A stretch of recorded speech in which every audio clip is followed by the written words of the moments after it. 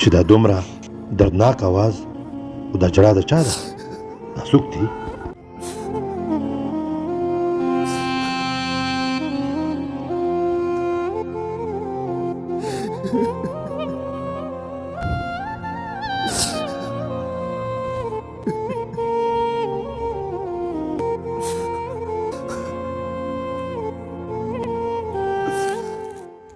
مسکان بچې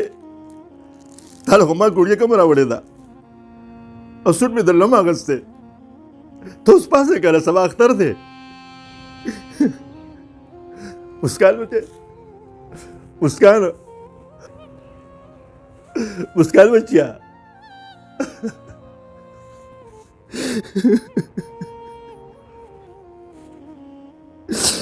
ماما جی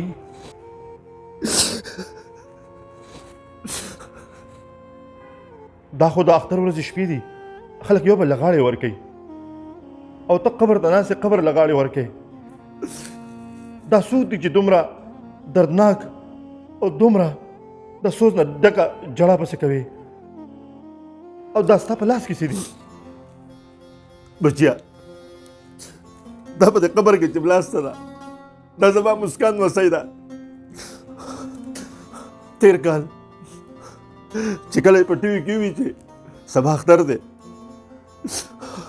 نو ما ته مسکان بچی دی ما له به یو سوټ راوړې یو به راله کیلو نه راوړې زه بازار ته تلم ما ته دې ښې ووي چې ما ځان سره بازار ته په غېږ کې ووځه خو ما بازار ته ونړه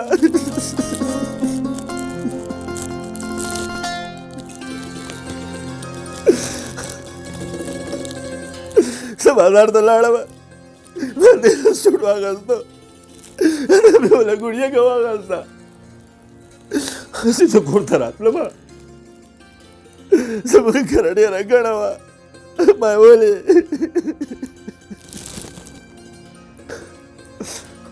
ما تپوس وکړو ما ته چا څه ویې نه زه چې کور ته دننه لاړم زما مسکان په وینو کې لت پت پرته وه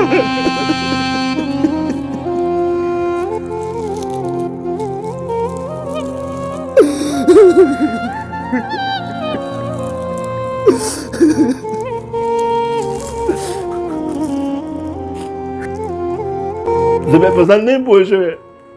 چې زه چې د کوره تلم زما مسکان خو د ماشومانو سره لوبې کولې دا اوس زما د مسکان سره څه وشو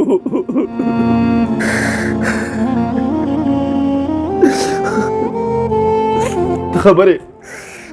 مسکان زمونږ کره الله پاک اته کاله پس خوشحالي راوستې وه زما د بچي الواد نه و په سوالونو باندې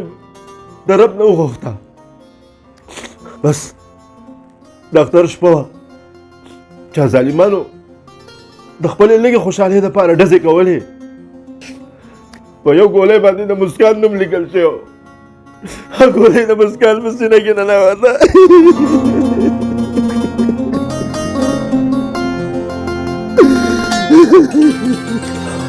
کاش چې زموږ په خلکو کې دا شعور وی چې ماشوم څومره په ارمانونو په دعاګانو غوښتل کېږي دغه ماشوم څومره په تکلیفونو بیا رالویږي کاش چې زموږ خلکو ته د دې احساس وی مسکان بچیا ته ما ته یې ماله سوټ راوړه څومره ښکلی سوټ مې درله راوړې تا خو ما ته وې ما غیب کې واله اوس ماله غیږ کې راشه که نه اوس ماله غیږ کې راشه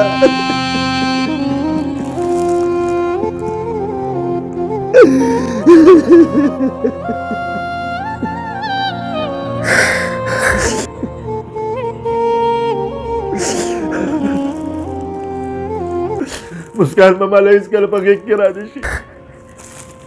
دا مې ولې د تېر کال نه سنبال کړي هره ورځ دې ته ژاړم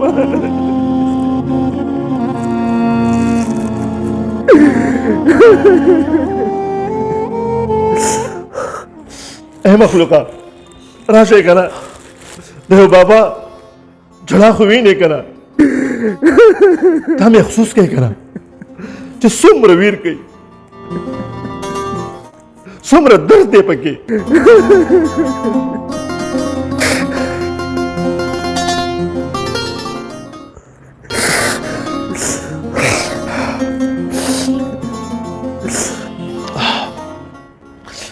دې ډزو مقصد څه دی؟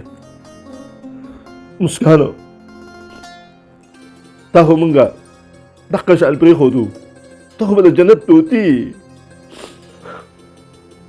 یا الله ته دا خلک په خپله پوه کې بله اوس بیا اختر دی. هسې نه چې د یو بل کوره یو بله مسکان په وینو کې لت پت پړی شي.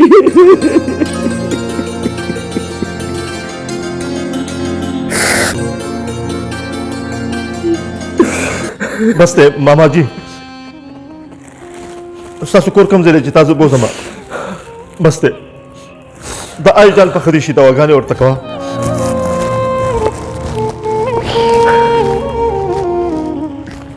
ماما